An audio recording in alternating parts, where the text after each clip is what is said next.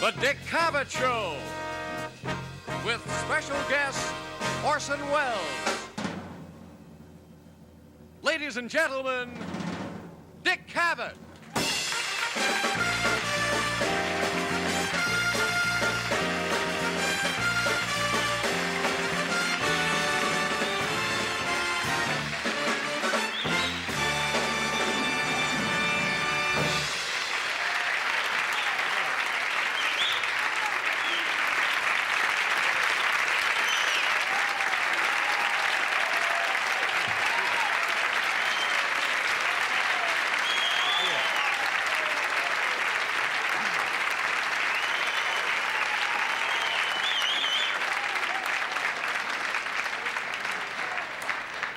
Gee, what a great audience. That sign outside, beautiful girls dancing, is working, I think.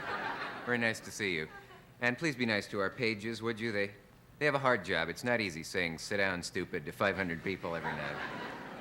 Very nice to see you. Have you been reading about that thing that they have invented in England, that plastic self-destructible substance that they can make things out of? It will actually destroy itself after a time, which is very important. It's, they're going to make bottles and cans and Bobby Rosengarten records out of it, and it's really going to... Just a little joke, of course. It destroys itself in the sunlight. That's the interesting thing. Can you imagine guys saying, I have a special swimming suit I made for you, my dear? I guess not. I picture myself that they've made a tray of it, and you're sitting at a barbecue with a very hot tray full of food, and you suddenly have an almost religious experience. Anyway, here we are. Listen, I could convulse you with a monologue tonight, but I don't want to waste time. We have only one guest tonight, as you may know, and ABC is very glad about that. They figure that somewhere there is a footsore, tired family with no place to sit down, and they have rented out my extra chairs tonight, so we only have our one guest. You understand, of course. And I guess you know who the guest is. Because we have one guest, you do not need to conserve your laughter, however.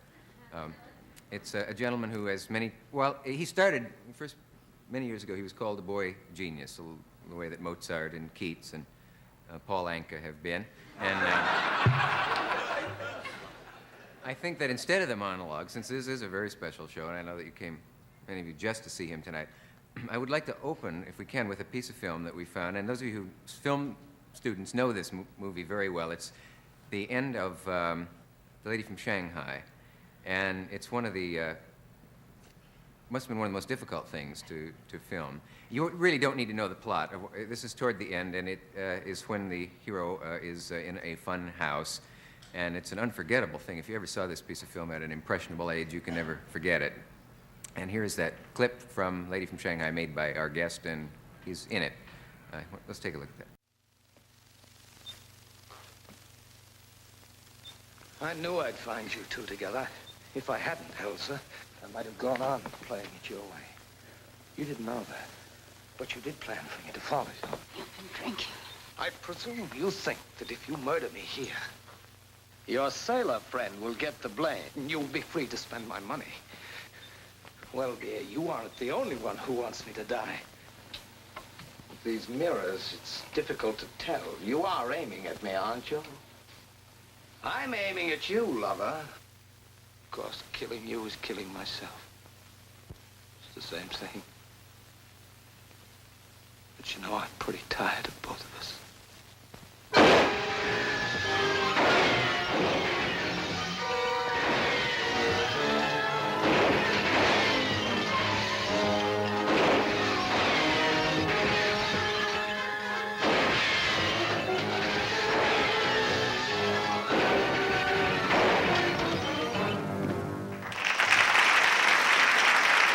We'll be back with Mr. Welles after this message. Stay with us. We're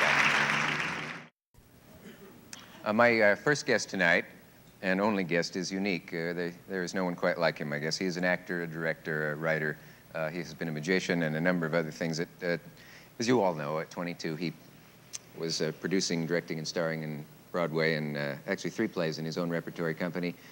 He set the film industry on its ear when he made Citizen Kane, frightened the country with the radio broadcast War of the Worlds, which he thought was merely an entertainment, which a lot of people took seriously. This was, and before he was 30, he had directed, as you know, Citizen Kane, which many people still think is one of the finest films ever made, and is on everybody's list of the best films. He's played just about all of the interesting roles in Shakespeare.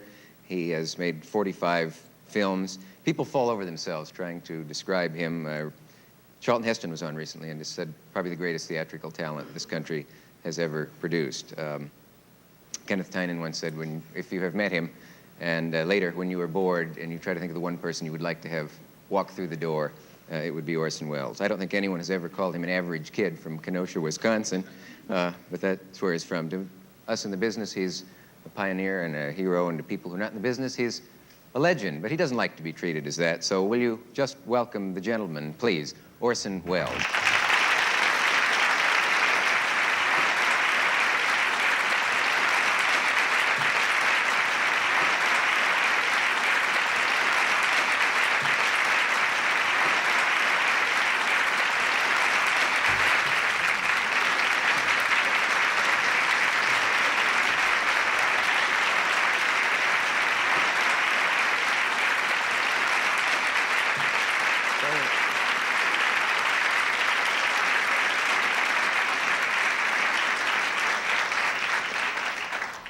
That's more than I got.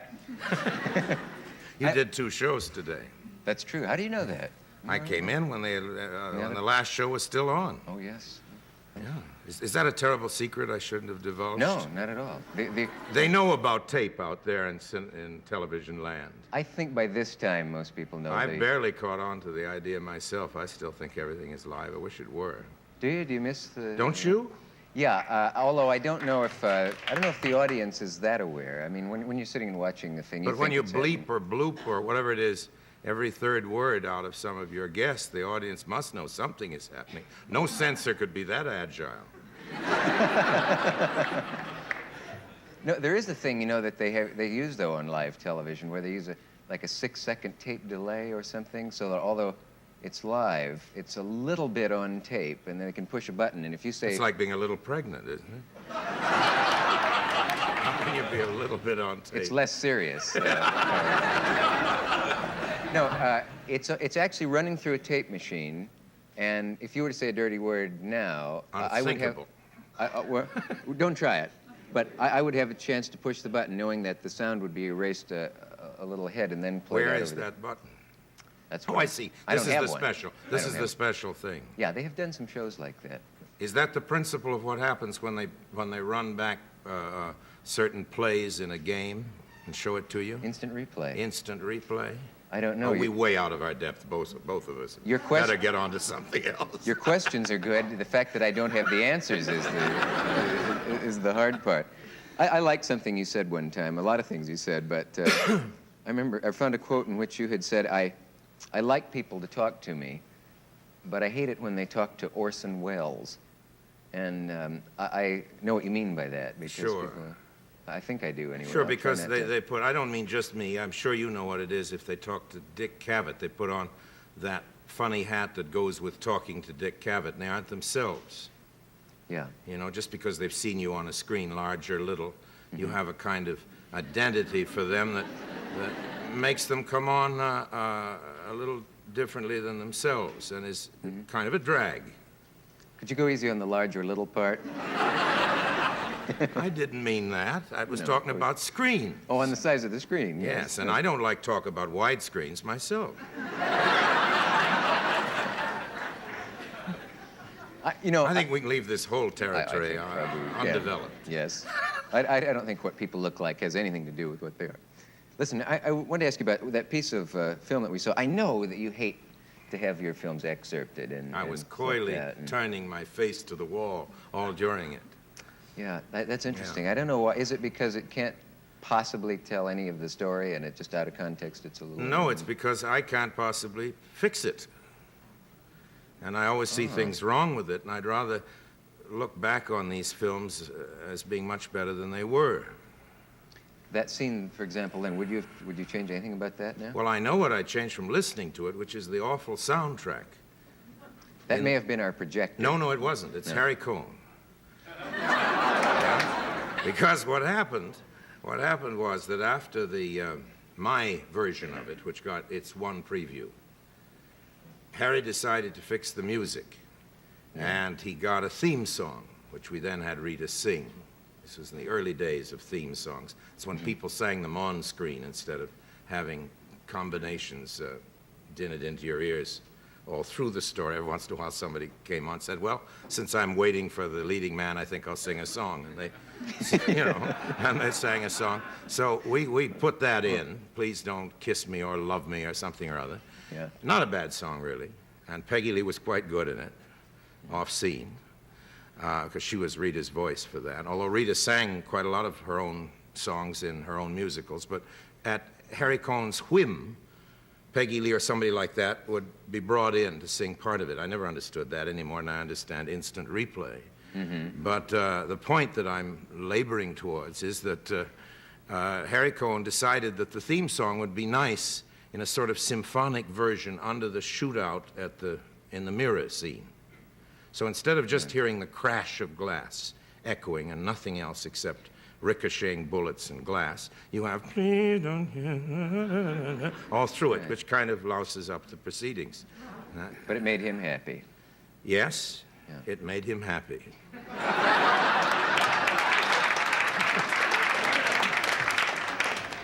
Gee, he is one of the most interesting characters in the film because no one ever apologizes for saying a rotten thing about a man who is dead, because they always refer to him as the unlamented Harry Cohn. Well, I lament him.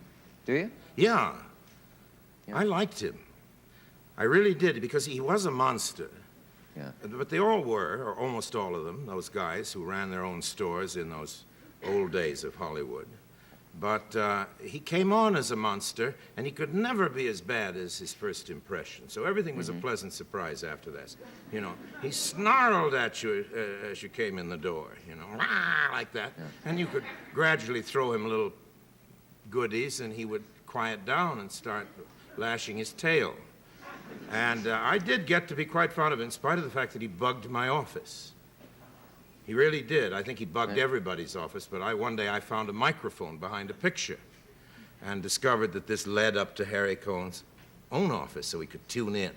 So those days I had a radio show, and I'd begin every day at the office. I'd say, well, good morning, everybody. This is Mercury Productions beginning another day's work. We hope you'll enjoy it. We'd play the theme and then go on in the office for his benefit. And then at the end of the day, I'd say, well, that winds up another day at the Mercury. Tune in tomorrow.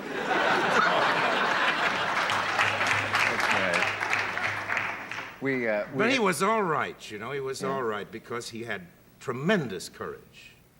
How so? Well, if he believed in something, he would go the distance, what gamblers describe as going the distance, which is a great quality in a showman. Yeah. And I was eternally grateful to him for what he did for me, because I had a musical only a few doors away from here, Around the World in 80 Days. Mm-hmm. And I had to open in Boston. I had a lot of costumes waiting. Did I tell you this story? No.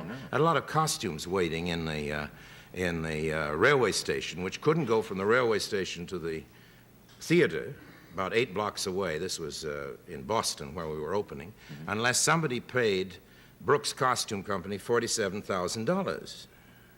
And we didn't have $47,000 because originally we had a producer called Mike Todd who had gone broke. And I had done that terrible scene in movies where he said, come on, kids, you know, George Murphy used to always do that, and Gene Kelly, people like that say, come on, kids, we'll get the show on anyway. You know, that terrible thing. Yeah. And I did that. I heard myself speaking these terrible, corny lines, and there I was stuck with $350,000 worth of show that I had to get on somehow. And a lot of things happened trying to get it on. Can I tell one story parenthetically before getting to that? Sure. The man who wrote the music was Cole Porter. And everybody said, don't have Cole Porter because he's written out, you see. And in fact, he'd written a couple of not very successful shows just before that. And I said, nobody with all that genius could possibly be written out. And I did the show with him, and he wrote a complete score, not one note of which was ever heard on radio or indeed on the lips of anybody wishing to whistle their way up the aisle out of the theater. And the next show he wrote was Kiss Me, Kate. So you see, I'd had a little bit of bad luck. And stuck in Boston with a musical without a single song. and needing $47,000 before curtain time, I found myself in the box office trying to think of who could send me this money. And I thought Harry Cohn, who I hardly knew. And I called him up on the long-distance phone. I said, Harry Cohn, this is Orson Welles. I've just read a book, and I turned a paperback around, which the girl had in front of her, was selling tickets, and I said, it's called something or other. It wasn't Lady from Shanghai then, just this. Yeah. Buy it, and I will make it for you if you'll send me $47,000 in 2 hours. And he did. Gee. And that's how the picture was made. If no book had been lying there, it would have been no. So he's lamented as far as I'm concerned. Yeah. Gee, that's good. We wait for a moment. We have a message, and we'll be right back. Are you ever going to write, may I call you Orson again? Oh, my goodness. Wouldn't it be ridiculous if you didn't? All right. Are you ever going to do a biography of yourself? Well, I don't think a biography, because nowadays there's if you buy somebody's life story, they expect an awful lot of the sort of material that I don't tell anybody, you know, much less whoever would have the price of a book. I think one's privacy is invaded enough without doing it to oneself. But I would like sometime to write a book of, with memoir's an awful pompous word, but on subjects that interest me and about people I've known and liked rather than, and disasters and pleasures that I've had and all that, but not a 1, 2, 3 ABC, you know, one sunny morning in Kenosha, a chubby little one, you know. I do know. You know, that kind of thing. You know, your childhood, though, does interest me. I really envy it. The idea, I never got to Europe until my present age, and a lot of people don't ever get there. And the thought of a child being taken there over and over as a kid, when was the earliest you went? Well, I've spent my whole life kind of gypsying around. My father lived in Peking for quite a long time, and I spent 5 or 6 years there, or the greater part of those years. He stayed in Peking just because the living was easy there. You know, he liked to live au prince, in a very grand way, and he was born with a lot of bread and cast it on the waters, and it failed to return. And the only way he could really live it up was in Peking, where you could have 400 servants and give dinner parties with gold plate and have columns of ice with trees of orchids frozen into them for a mere pittance, relatively speaking. And that's what brought us to Peking. And I was sent to Europe at a very early age on trips, first with other little boys and then by myself, totally without any guidance. The idea was you've got to learn to be on your own. That had happened to my father when he was about 10. How little, and he did it to me. At 10 was the first time I actually traveled alone in Europe with just so much money tied into my jeans, and there I went, you know. Did that seem romantic and exciting? Terribly romantic. Yeah. Terribly romantic. What seemed even more romantic to me were all the expensive hotels and restaurants I couldn't afford to get into on the amount of money they thought I should learn to get along on. Can you remember? That didn't seem a bit picturesque. I'm sure you know. Can you remember meeting people then that you realized later the significance of, if you know what I mean? I mean, no, because I think I realized then. You did? Yeah, people told me, and I was very impressed by great people and interesting people as a kid. I was very interested in older people, unlike most young people are indeed. That is odd for a kid. You didn't have little friends that you played with. I had little friends who if they were big enough, chased me around the block, and little friends who, if they were meek enough, I bullied. But it was always pretty much of a battle in the contemporary scene. And I was always scared of teenagers. Why? I hated them before I was in my teens. I thought they were insane. Yeah. And after I spent all my teens pretending not to be in my teens, but in my 20s, and avoiding that age. And it's only recently, since the teenagers have become the rulers and sovereigns of the world, that I've changed my opinion.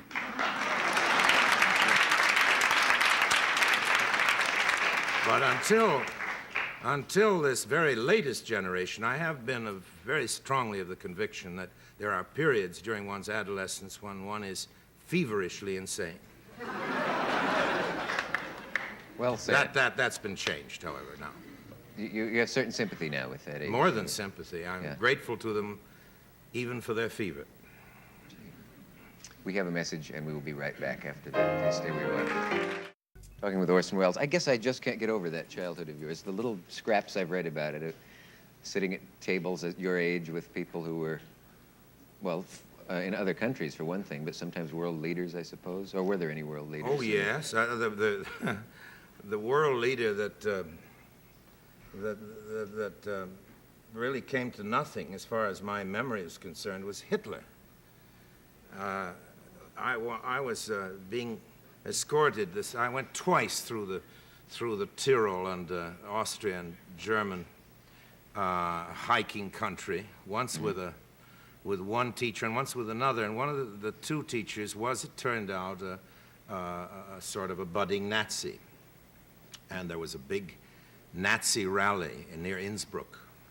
In the days when the Nazis were just a very comical kind of minority party of nuts that nobody took seriously at all, except my hiking companion, this gentleman and his knapsack, and he wangled a place at the table with the great men of this tiny little party of cranks.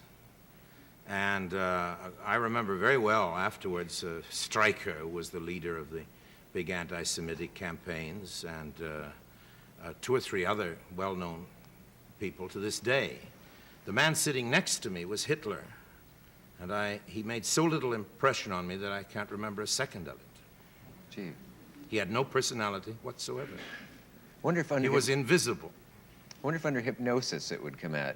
No, I think there was nothing there that anybody'd remember till you had 5,000 people yelling, "Sieg Heil," Heil Hitler. That's the whole point of the story, that there wasn't anything to remember. What about those films that were made about him by Leni Riefenstahl? Pretty good films. Are they you often hear that they are awfully well made, yes. Is she alive? Yes. Have you met her? No, I haven't met her. But she's living, I think, in England or some place like that, and hustling around trying to get, to flog a documentary here and there. Yeah. On almost any subject. Gee, interesting thing. I never met Stalin. I never met Stalin, but Roosevelt I knew very well, and Churchill, and lots of, during childhood and then youth, of course. Yeah. I was very lucky in that respect. What age were you when you were orphaned?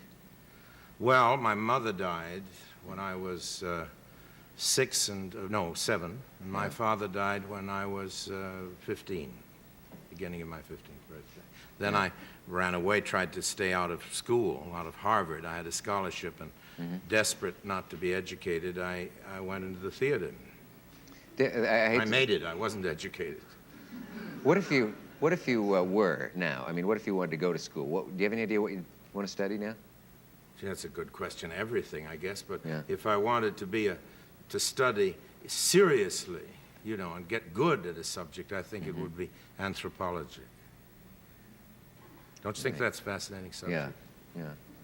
I don't know. Maybe I would too. I don't know. Or maybe philosophy. I never thought about it very much. I'm suspicious of philosophy. I have a real Philistine doubt about its worth, but anthropology seems to me to be just at its beginnings, and philosophy kind of at its end. And we are at the end of this segment, but we will be What a right good back. cue Is that too too contrived? We'll be back after this message. Who else stands out from that time in your life? What faces come to mind? Well, you mean famous ones? Sure, or infamous, yes, or not famous, or any of that. Well, we had Schicklgruber, but wonderful people that aren't famous. I guess one of the most remarkable people I ever knew was somebody called Cornelia Lunt, and Alfred Lunt used to pretend to be her cousin. They weren't related at all. They loved each other, and she was, when I knew her, in her middle 90s, and had been a hostess of great importance, although very young, in the Civil War in America, and knew intimately all the great names of the Civil War. Could tell you all about what Lincoln said and what my great-grandfather Gideon Wells said, who was Secretary of Navy in the Cabinet. And she great kind of raconteur on the Civil War. And then she went over to London, where she was at the American Embassy, and where she knew everybody in England.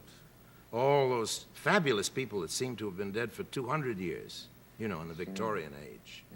And it was, you could only get her to tell about these things with great difficulty. She didn't go on and on like I do. You had to drag it out of her, and she was delicious. She was an old lady who, when she gave a big party, sat on a little stool, and she gave you a big chair. If you can imagine an old lady like that. She was very beautiful. Must have been not so beautiful when she was young, but one of those people that old age glorifies. And she had a little bell. And when she wanted everybody to be quiet so she could say something, she'd ring her bell. And then we'd all be quiet, and she'd make her little statement, then ring it again, and everybody could talk again. And she's one of the great people I've known, you know, as great, certainly, as Churchill or Roosevelt or George Marshall, and I suppose Marshall is the greatest man I ever met. Really? Yes, I would think so. What would you admire about him above everybody else? Human being. I think he's the greatest human being who was also a great man, whom I was ever privileged to meet. Have you known some that were... Can I tell a little story about him? Certainly. We'd been campaigning for Roosevelt, not George Marshall, but some of the rest of us, and one of our rewards when he got in again, one of those many times that he did, was to go to a big party of very big brass and sit on the dais and be treated as though we were part of the high command just for one night. And there were all these tremendous names from the Second World War. 2 or 3 civilians. Truman, the vice president, who was playing the piano. We were rather embarrassed about that because he didn't seem to be awfully good on the piano. And we didn't know that he was going to be a great president, you see. I see. And it didn't look as though he did either, as a matter of fact. But he and myself, there were only about 4 or 5 civilians. All the rest were tremendous brass, dripping with gold, braid and medals and everything else. And it was in the Mayflower Hotel in Washington. And a door opened. And GI, more innocent looking than anything you could possibly imagine and younger than anything you could dream of, stuck his head in. At the moment when General Marshall happened to look toward the door, and the boy looked at him, he said, "Gee, General Marshall, can I come in and say hello to you?" Marshall said, "Yeah, come in." And Marshall didn't know anybody was watching. This wasn't a grandstand play. I was in a position, my camera was angled, so he didn't know he was getting photographed in anybody's film of memory. Yeah. And he took the boy aside, away from everybody, and sat down with him. I heard as he went that the boy had been away from home, and the boy recognized Marshall as somebody like a family. Now, this was the commander of all the Allied forces. And he sat with this boy without any grandstanding at all, and just put him at ease and made him feel at home again for half an hour and left all the rest of us. He was that kind of fellow. I wonder what the difference is between a man like that and the ones who are impressive publicly but couldn't be bothered to talk to anyone that isn't important to them or flattering. Well, I don't know. Those kind of people are all second-rate, who can't be bothered at all, ever. Yeah. But there are those who can't be bothered sometimes. You know, and that's... You had a feeling with Marshall that if it were possible to be bothered, he would let himself be bothered. He was a tremendous gentleman, you know, an old-fashioned institution which isn't with us anymore. You almost never want to ask anyone the question who's impressed you the most, and it's wonderful to have a guest who can give you the answer. Well, I never do know the like answers to those kind of They're questions, hard, aren't they? you know, but I just Yeah. happened to know that one. Yeah. Of course, I was immensely impressed with Churchill, but he was quite another thing, you know. He had great humor and great irony. He went to see me when I played Othello on the stage in London, and I heard a low murmuring in the front row. I thought he was talking to himself. And then he came backstage afterwards and sat down in the dressing room and said, "Most potent, grave, and reverend signors, my most approved good masters," and began the whole of Othello's part, which he had memorized, and including the cuts which I had made, which he read with a good deal of extra emphasis. And then a few years afterwards, I happened to be in Venice trying to get some money for a movie during the festival, and poor Churchill had been, right after the war, as you know, crest of the greatest victory that any single man had ever presided over in modern history, was voted out of office. Quite properly, probably, but it was a tragic blow for him. And there he was in the hotel at the Lido with Clemmy, his wife, alone. And he'd go swimming out on the beach. And one day at lunch, I came in with a Russian businessman I was trying to hustle for some money for this picture. And as we passed Mr. Churchill's table, Mr. Churchill saw me and made that little gesture, and the Russian went out of his mind. This is a white Russian, not a red Russian. This is a you know, a hustling, semi-Armenian Russian. And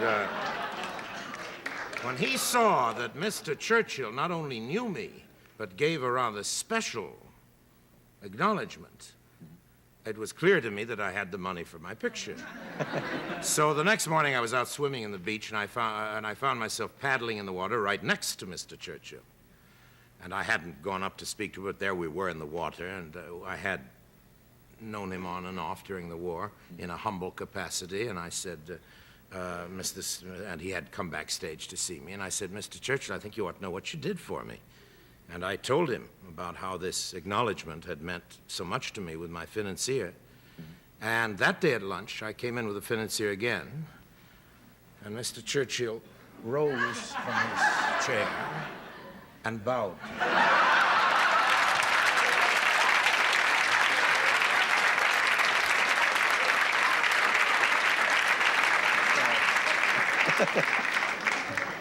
That is good. Pretty good, That's good. We'll be back after this message.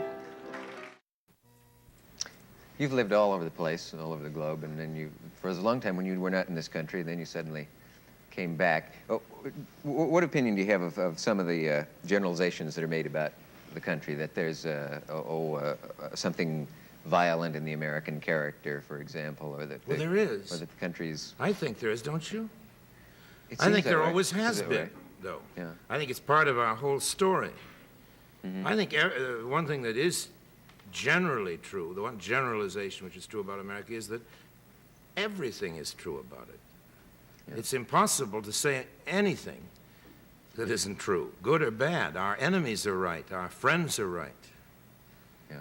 It's an awful big country, an awful lot of different kinds of people in it, and violence always has been part of our story. It is, you know, I've seen it in my own lifetime long before this period, and we certainly read about it in history. That's the way we won the country and stole it away from the Indians and all the rest of it. Is it, I wonder why it should be, though. There's any reason why the English, if they had had Indians in England before they were Englishmen there, well, that they had some Indians in India. Yes, they did, didn't they?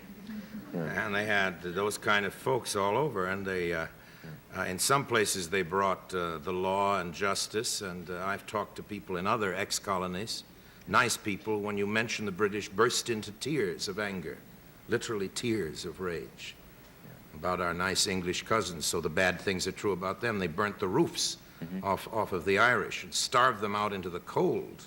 There's nothing that you can think of that the English didn't do to that island right next door to them, to the Irish, over a period of 700 years, and we're English. And then we added a lot of other violent mixtures to the brew. I think man is a crazy animal. Yeah. I think we're also marvelous people, divine in our potentialities. You see, there you are. You can say anything with passion and get a hand. But seriously, I think everything is true about people, just as it's true about America. We can do anything vile and anything great. And all the generalizations are true, and all of them are boring, as you must certainly have noted in the line of your work. Could I ask you about your work? Could I interview you? I know that probably... Is that a good idea? I suppose... Well, I'll tell you. Is it impertinent on my part? You want Well, let me tell you, it's frightening to meet a legend, and I know that it must be upsetting for you, too. And I know that half your life has been spent wanting to know about me, so shoot. Well, it seems like that's true, because I've been watching you an awful long time. Well, And with great pleasure, that's very nice. as millions of other people have been doing. I think that deserves a little applause. Oh, no. I'm just trying to work them up. But really, I would like to know more about you. And I bet there are millions of people who don't know much about you except as you appear in the course of your conversation. In other words, the other night on the show, or not the other night, some weeks ago, I heard you say, to my distress, that you had once been an actor. Ah, yes. Now, I'm always sorry to hear anybody that I admire has been an actor. There are those who were more immediately distressed than you were hearing it that night. Yes, I was one of the, I guess, in the annals of the theater, I guess probably one of the top 3 second murderers in Richard III. But was that your only role? Yes, and unfortunately, it wasn't even in the play Richard III. I was in a repertory thing. This actually happened to me one night. I committed the awful sin of being in repertory and coming out and doing a line from the wrong play. Not just one line, but it certainly... If you've done that, you're a veteran, because we've all done that. Have you done that? Oh, my goodness. Have you? Oh, my goodness, yes. We even did a gag of it. By the way, you said something wrong when you introduced me. You said, and this is a parenthesis, that I'd produced 3 plays in my repertory company and then went to Hollywood, and in fact, we did dozens and dozens of shows. At one time, we had a repertory in which we were, our proposition, our idea was to do a tragedy, which was Danton's death, and another night, a farce by La Biche. And we had a famous actor from Middle Europe playing in the tragedy, and he didn't have any part in the farce. But every night of the farce, he used to come in during the big door slamming thing, dressed up as Robespierre, look around and say, "Oh, mistake," and run out again in the wrong play, you see. But showed the right spirit. But of course, but we've all, you know, in Shakespeare, you go into the wrong lines all the time. Because of the rhythm. Sure. If you stop thinking for a minute, you're in another play. I saw another actor do it one time. This was at Stratford, Connecticut, but he came on and he started The Merchant of Venice right in the middle of the council scene in Othello. And it's pretty hard when the Council of Cyprus breaks up laughing and giggling in the serious scene. It's very, very Now, you distracting began to the as an movie. actor? Excuse me if I press on with this. That's all right. You won't learn anything. When did you go straight?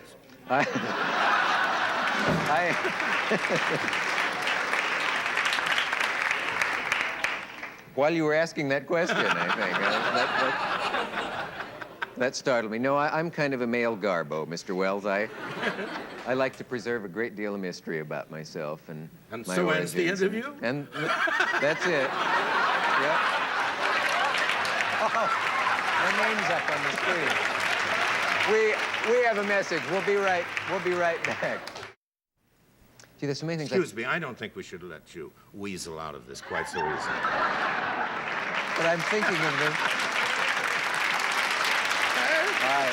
Please. You know, you sit there night after night for 90 minutes at a time, drunk with power. Yes, pelting people with questions and a few simple little requests for information. And what do we get? You know, the second murderer. That's right. Right? Now, what did you do after leaving the boards?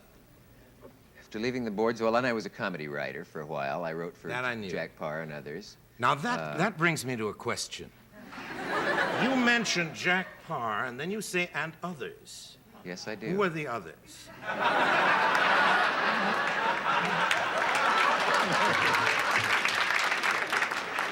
I'm learning how to do this. This is very good. Does Jerry Lewis ring a bell? A rather dim gong.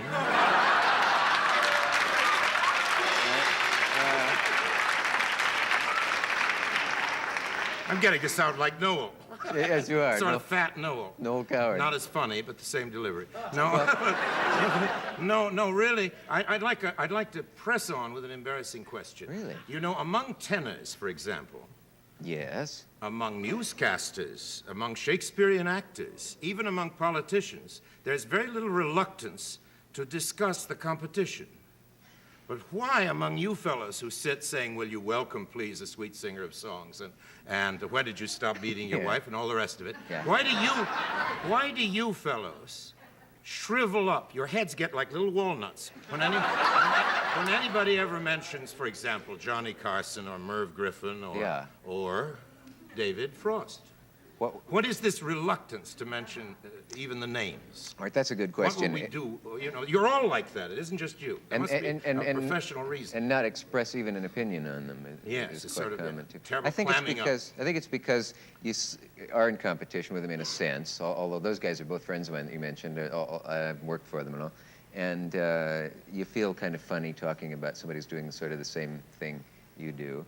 And I think that's why none of us ever mention the other jerks, the other fellas who do. Oh, you've trapped me, Mr. Wells. I know, it's interesting. I don't feel that I have somehow. No.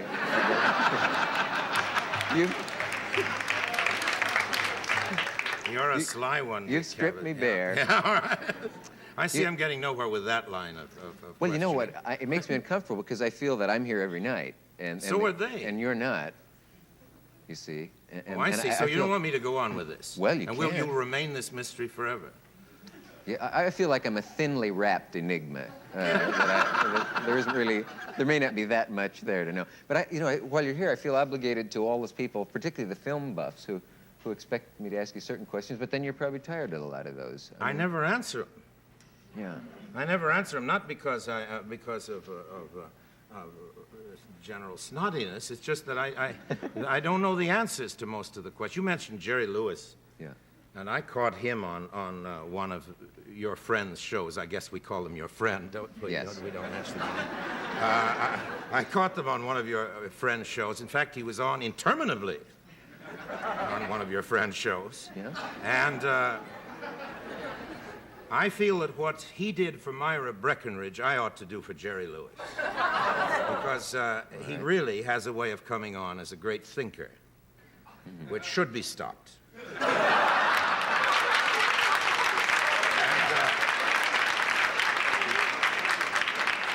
Why I mention him, though, and I'm not going to mention him much longer, because I would hate to do for him what he did for Myra Breckinridge.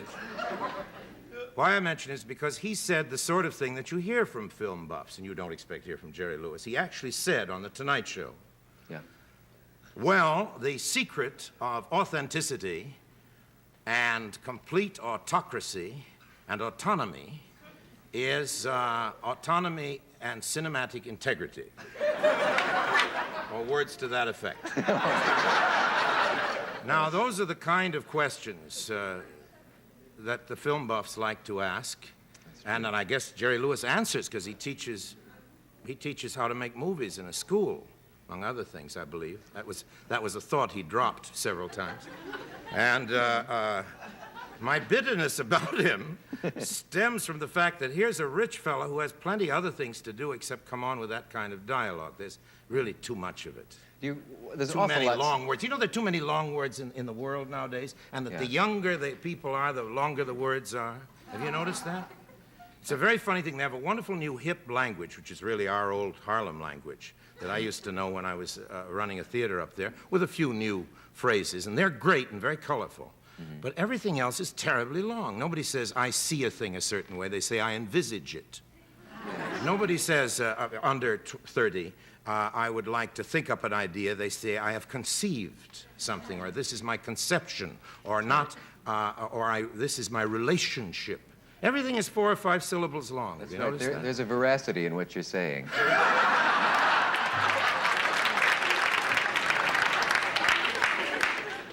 Do you have any recurrent dreams?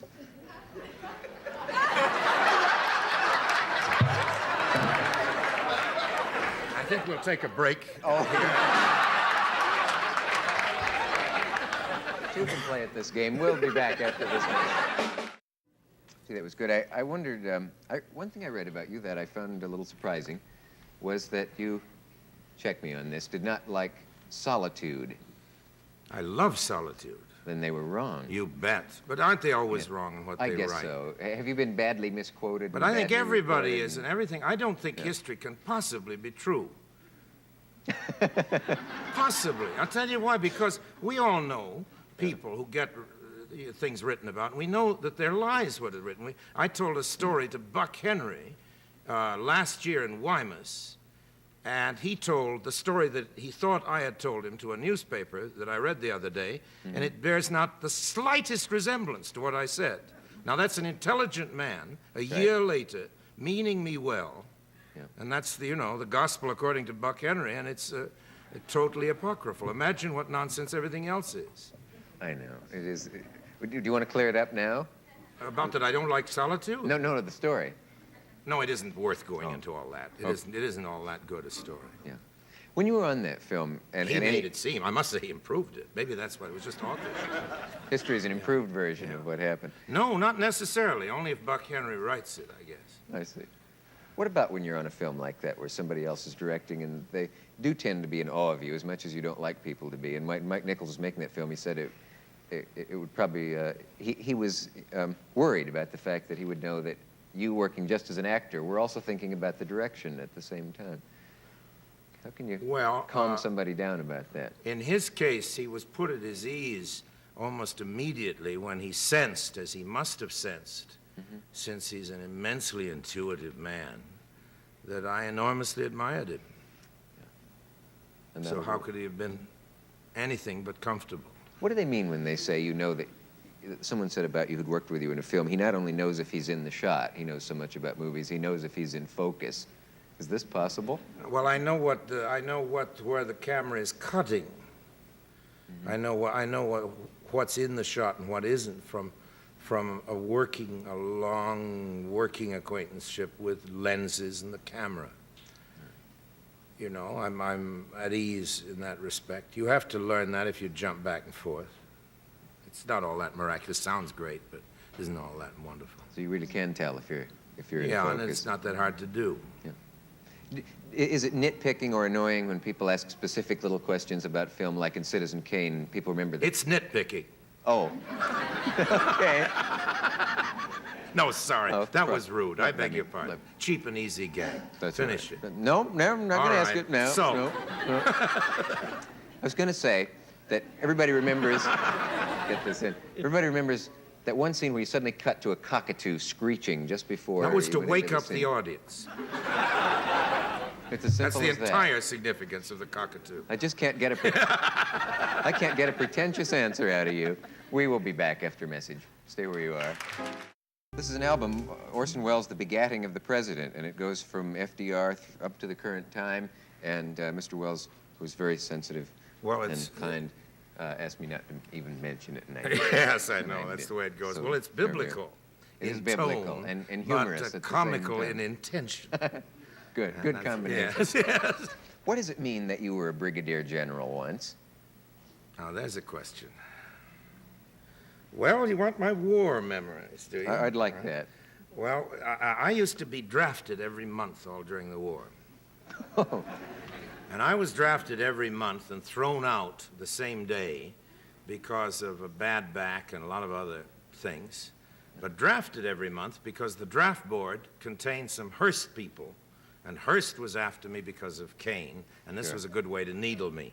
So right up to the end, when there were, just the bottom of the barrel was lining up, dressed like they do at the end of the first act of Hair, and waiting to shuffle off into oblivion, there I was a familiar figure, I may say, in the draft department.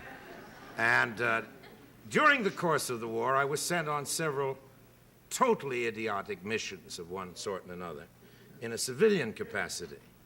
But when you are flown over or near enemy territory as a civilian, they give you sort of a semi-official title so that if you're captured, highly unlikely situation, you will be treated by the rank that your documents say you have. And several times I was a major and I made chicken colonel, and once as a joke somebody made me brigadier general, which wasn't that unusual. Sometimes kind of faintly well-known people got to be brigadier general on a piece of paper in case you were captured. Well, here I am in the draft board right near the end of the war once again.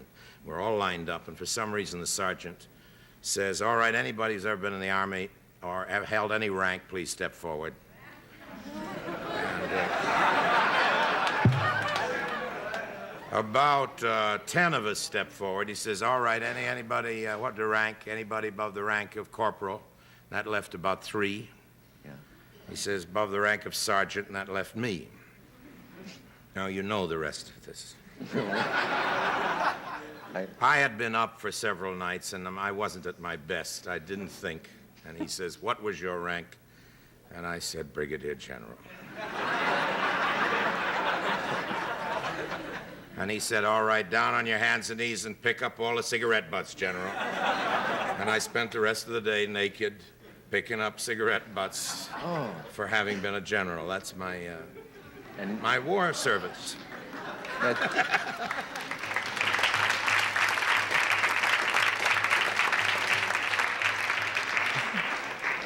None of that was captured on film. Luckily, no. Yeah. We didn't make those kind of movies then. I wonder, we only have 2 minutes left. Has anyone ever made a pornographic masterpiece? I think it could only be a masterpiece of pornography, but not a masterpiece which was pornographic, if you understand what I mean. In other words, if what you're after is to excite people sexually, overexcite them or stimulate them, then it should be possible to make a film which is exciting and is therefore a masterpiece of excitation. But you cannot make a film masterpiece which is pornographic because the material is antipathetic to the film. You can get as dirty as you want, but not also excite people, because exciting people during the course of a story, exciting them sexually, is changing the subject so completely that you have no more narrative form. Well, there goes my project. What you'd been thinking for? No, someone asked about that the other day, and I was curious about it. We have a minute left. If we were loading on the Ark now, and you could grab 4 or 5 films, not your own, but other people's, to save on the Ark for posterity, what would you grab? Too tough? Quick, another answer. Another question? Yeah. Oh. Another. You've 2 completely films. thrown me. 2 films. Yeah. 2 films. 2 films. Grande Illusion of Renoir. Yeah. And something else. I'll never do that to you again. We will be back after this message from our local station. Thank you, Mr. Wells. Dick, I think I ought to explain for our viewers that Something Else, of course, is the film directed by James Cruise with Rod LaRocque and Corinne Griffith. There is a Something Else? Look it up. Oh, you've stunned me, and I'm sorry I grabbed you with that question like that, but you did. It's something we'll all look for. Grande Illusion and Something Else. Gee, thank you for being here. This is really a pleasure, and I feel very lucky to know you at all. Thank you. Please come again. It was great.